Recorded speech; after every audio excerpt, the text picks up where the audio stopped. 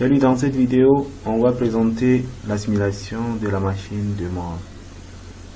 Pour réaliser cette simulation, on avait téléchargé un logiciel de simulation logique nommé Logisim. C'est un logiciel de simulation logique.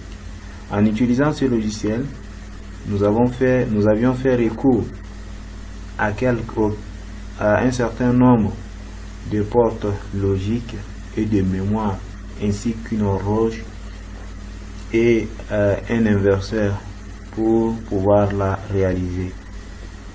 On va essayer de lancer le projet réalisé.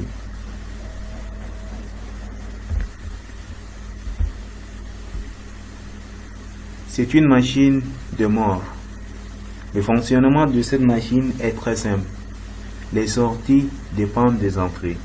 C'est-à-dire, lorsqu'on met l'entrée E1, on attribue une valeur 1 à l'entrée E1.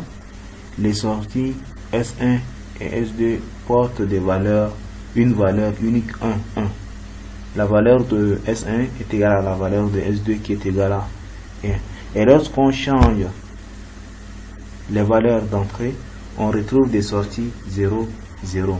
Lorsqu'on réalise la simulation de la machine de Moore en utilisant le logiciel, ce logiciel génère un certain nombre de résultats.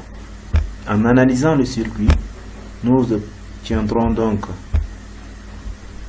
une table des expressions, les sorties ainsi que des entrées. Pour mieux comprendre le fonctionnement de cette machine, nous allons la décrire. Comment est-ce qu'elle fonctionne? Quel modèle? Elle a quel modèle? Et nous essayons de proposer un exemple d'appui.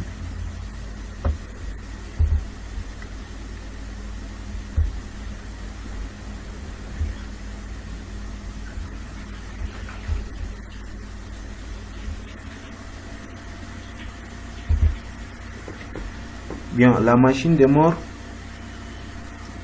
c'est une machine synchrone. La sortie ne dépend que de l'état de la machine. Les sorties sont synchrones avec des transitions d'état et des fronts d'horloge.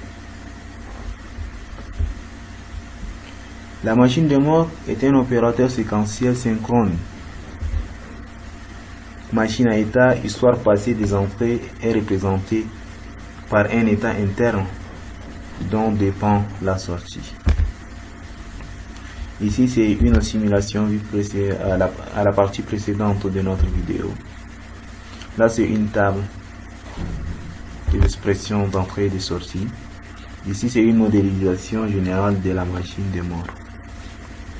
On a des entrées et des sorties, on a des blocs logiques d'évolution d'état et les blocs logiques de décodage de sortie, ainsi que des états suivants après et aussi des registres d'état.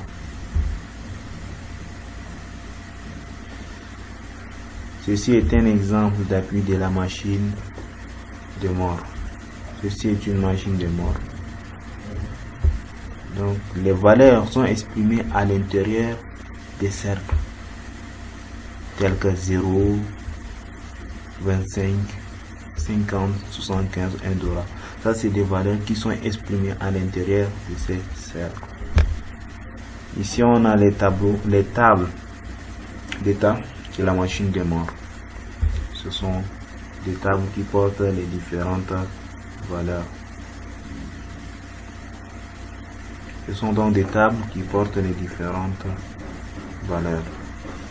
C'est possible d'assigner des codes aux états d'une autre façon. Ici, le chemin de 0. Ici, le chemin de 0 à 1 $ consiste de la transition adjacente dans le but de simplifier la logique. Merci pour votre attention.